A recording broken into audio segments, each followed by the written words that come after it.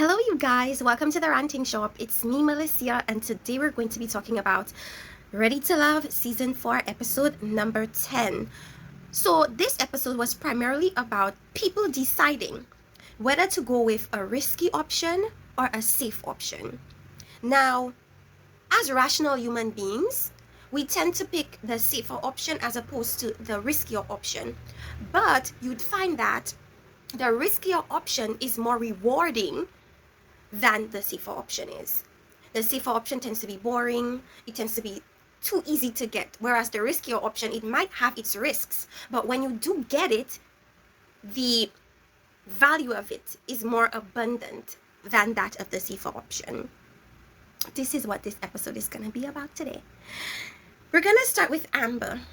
What did I tell you guys? Amber kissed Ron, but it was not in a dating situation. It was not in a show setting. It was not in a date setting. They just met up. One thing led to another, they kissed. However, Amber tried to downplay it significantly and said that, especially when she spoke to KG, she said that she didn't want to embarrass him in front of his friends, so she obliged the kiss. Now that's kind of low down, Amber. That's kind of low down. But we're going to take your word for it, I guess. I noticed that Amber said to Alexis, I'm sorry that I did not tell you in an appropriate time. Now, that does not necessarily mean that she didn't know before Ron even broke it down to her. Because remember, you guys, Ron said on his interview that Alexis knew about the kiss with Amber. Why? Because when he was trying to break it down to her that they had kissed, Alexis's response was she already knew. So my thing is that Amber told her before Ron told her, but she did not tell her immediately after. For example, the kiss may have happened on Sunday, and Amber probably waited until Friday to tell it to Alexis. It doesn't mean that she didn't tell Alexis. It means that she probably waited to tell Alexis. So for Alexis to bring it up at the meeting as if she was never told and she never knew, that gives me production. It gives me someone that wants to make a show interesting as opposed to how something genuinely happened. But we're gonna leave it there. Alexis accepted the apology. And to be honest with you, I felt like it wasn't such a big deal because at the end of the day, you didn't choose Ron as your number one pick. You chose Ron because Ron chose you. So I'm not understanding why it hurts her and upsets her so much that Amber kissed Ron, considering Alexis, Amber, and Ron were in a triangulation. As Ron stated, Alexis and Amber would share text messages that Ron would send to them. You know, so I'm thinking that Alexis was always in the loop when certain things went down. And I feel like that was unfair to, that's why when you come onto these shows, you shouldn't have friendships, because it really makes things more difficult for the men to have separate relationships with the women. Because if like A and B are close friends, C cannot do, it's like he has to treat them fairly. So if he kisses A, he has to kiss B. If he takes A out for lunch, he has to take B out for lunch. It becomes somewhat of a comparing of how he treats both, when it should never be that situation. It should never be that. So anyways, let's leave that there. KG and Amber go out. KG said he was blindsided. He said he didn't know. I cannot confirm or deny whether he knew or did not know. What I can say is it's possible that he did know before, but it being reiterated on the show, he needed to act like he did not know. But I don't know. Let's look at it just from a viewer perspective watching the TV. He did not know. She explained it to him. She told him that it wasn't a big deal. They kissed, yes, so what? I didn't want to embarrass him in front of his friends. That's a low take. I wonder how Ron is taking that. He was like, okay, that's fine. This is early on in the relationship. You are free to do whatever, but if it becomes more serious, of course it would be an issue. But because it's not, it's not. They kissed, that was that. Let's now move on to Alexis. Why is Alexis still here? I'm so annoyed with her.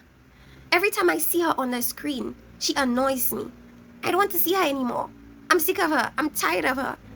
But she's here and we have to deal with it. Alexis has come to the realization that she now has to compete for a guy. She's always said she's not in the business of competing, but at this point, she has no choice. She has to compete against Kyra for AJ. It is what it is. So her strategy now is to observe AJ's relationship or interaction with Kyra and see where she could stand above that. So she was watching AJ and Kyra at the pool, and her analysis of their relationship was that they're always arguing and that the relationship between them is dysfunctional, and that with him and her, Alexis and AJ, there's none of that dysfunction. There's none of that argumentativeness. If you watch the last episode, however, you would beg to differ, considering the fact that Alexis needs constant reassurance and AJ is not the man to give her that. They butt heads at that particular point. However, I suppose compared to Kyra, they butt heads less. She doesn't understand why he is still holding on to Kyra, if according to her, she's the better option. When Alexis is there observing Kyra and AJ's interaction, she has a talk with, I believe it was Joelle and Venetian. She says, I feel a type of way, meaning she's jealous of the interaction that AJ has with Kyra. No matter how toxic or how argumentative it is, she wants that too. She wants that attention. She wants it all the time. She wants it to only be her. But she has to compete. She has to allow him to do what he needs to do for his own clarity. Now it's no longer about Alexis. It's about AJ and what he needs to do for himself. She can't take it. I said, why does she feel a type of way? You know, we all know, in a real outside situation, AJ would never pick you over Kyra. But because he's in a show and everybody's playing a game, he doesn't know. He has to think of his well-being as far as longevity on the show is concerned. And for him, Kyra is not the safest option. Why isn't Kyra the safest option? Because the last episode and even this episode, she's confirmed that she cannot make a definite choice on Jason. She has said time and time again that Jason is her number one choice.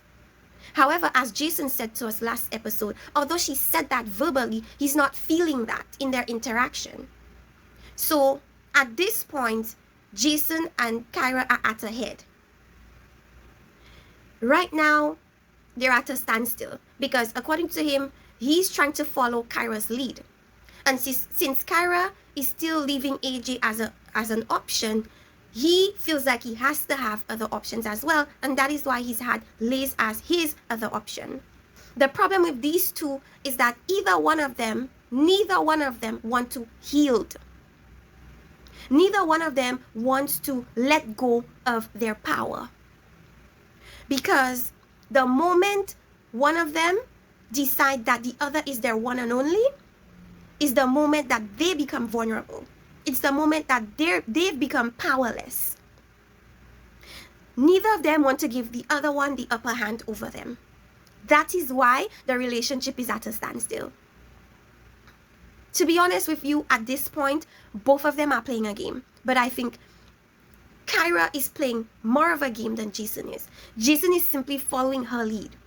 Because as he said he's following the lead of the soldier. Which means that he's placed Kyra above Liz all this time.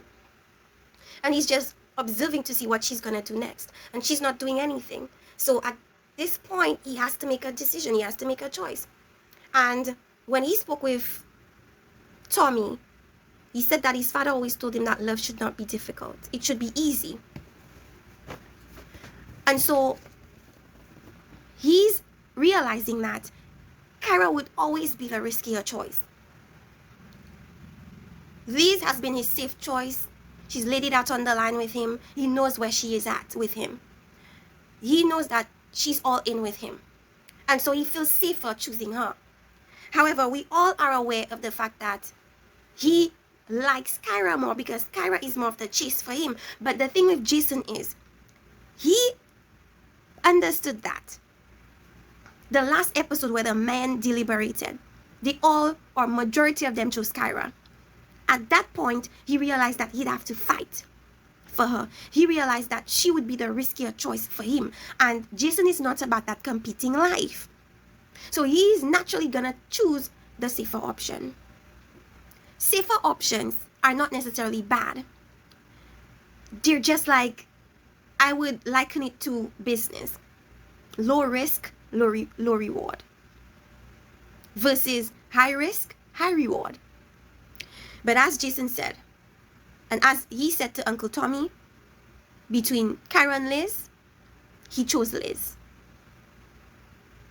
Because Kyra is too indecisive. She doesn't know what she wants as yet. Kyra feels like after that deliberation that they had with the guys, that she saw a change in Jason. And the change she saw in Jason was that he realized that she was no longer a safe choice for him.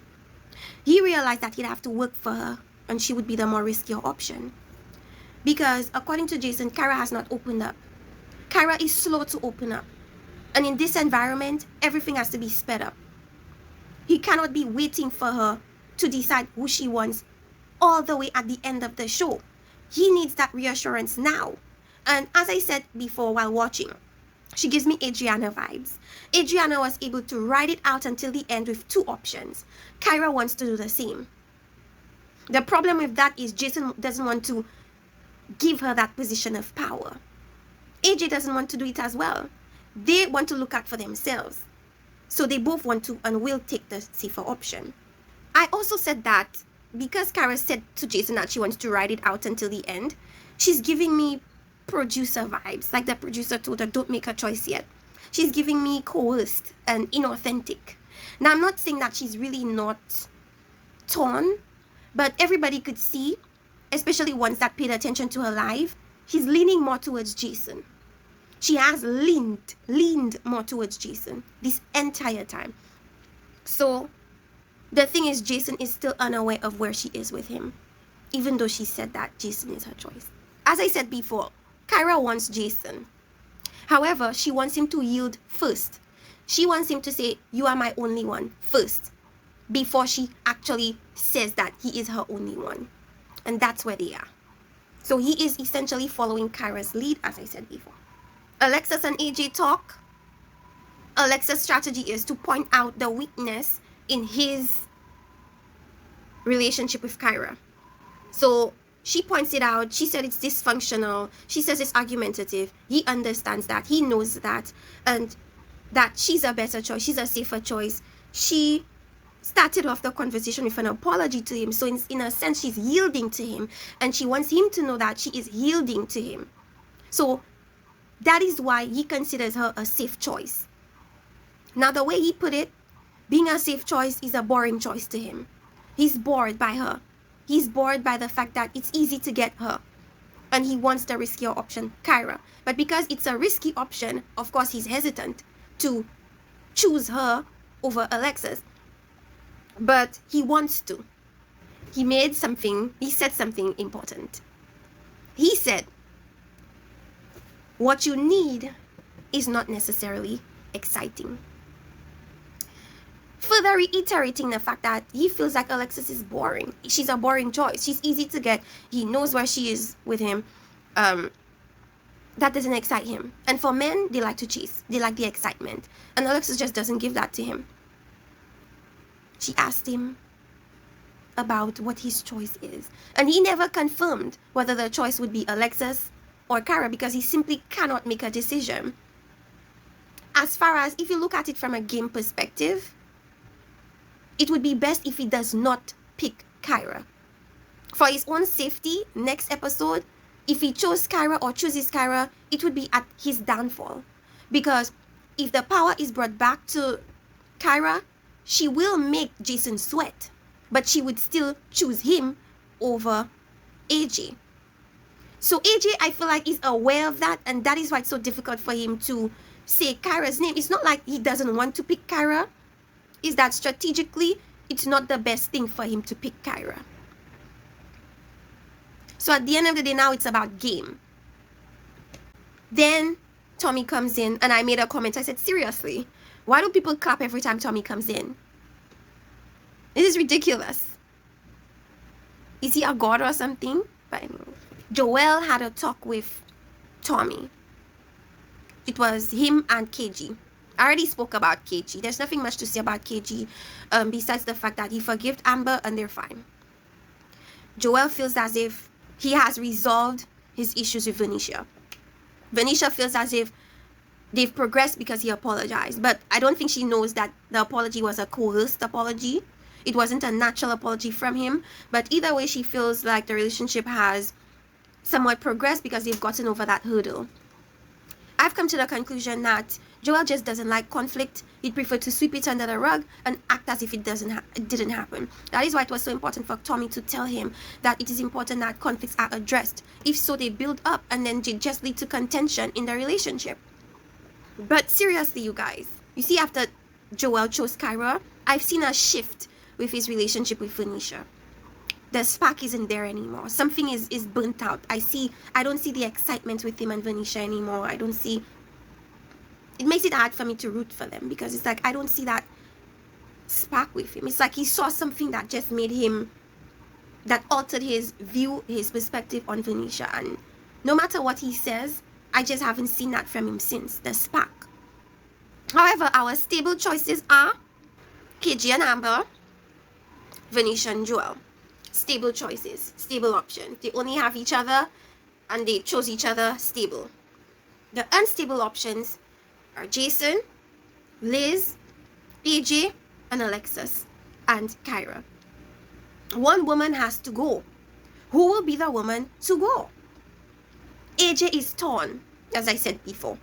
His safe, boring option that would bring him further in the game, Alexis. Strategically, that makes more sense. Not love-wise, not relationship-wise. Strategically, it would be a better option for him. Kyra, not a better option at all. She would be the one he would go for outside of this show. No questions asked. However, in this show setting, and looking at longevity-wise, she is the riskier option. Viewers know that if he chooses Kyra, he will be sent home next episode. Period. He will be the one going home. However, if he takes Alexis, they could potentially both make it to the end. No chemistry, no connection, pure strategy. So Tommy asked Jason to make a choice. Jason chose Liz. So that leaves AJ to make his choice. He sat down with Kyra. They speak. He asked Kyra, "Are you going to pick me if I choose you?" She doesn't know. He, from a game perspective, knows what he has to do. He tells Kyra she's not ready to love. Kyra's supposed to be going home, right? Right? However, there's a curveball. Because we're going to be seeing her next episode. So this, although he said that she's not ready to love and essentially sent her packing, he didn't really mean what he said.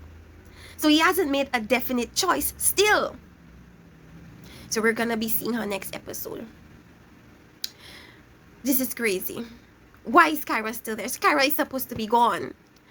For AJ's game, she shouldn't be there because she's not going to choose him.